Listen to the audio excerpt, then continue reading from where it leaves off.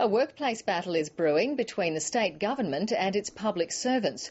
The government has introduced industrial relations laws that would give it total power over wage rises and conditions.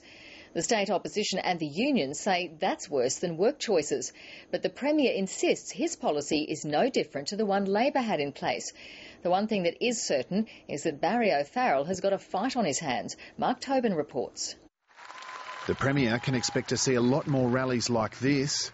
Barry O'Farrell is accused of pushing the most radical change to workplace laws in more than a century. Barry O'Farrell has outdone John Howard in implementing or seeking to implement laws like we see now. Earlier this month, Mr O'Farrell announced he'd strictly enforce Labor's public sector wages policy, capping pay rises at 2.5%.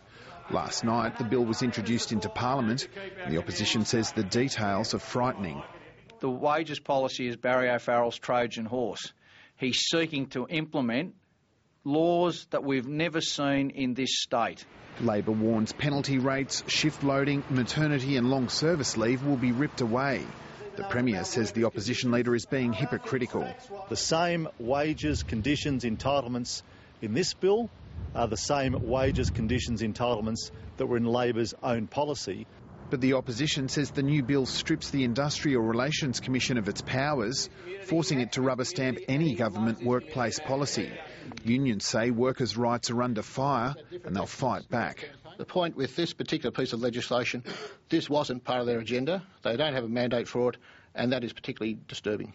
Public servants should know that by getting the state's finances back in order, future pay increases will be affordable.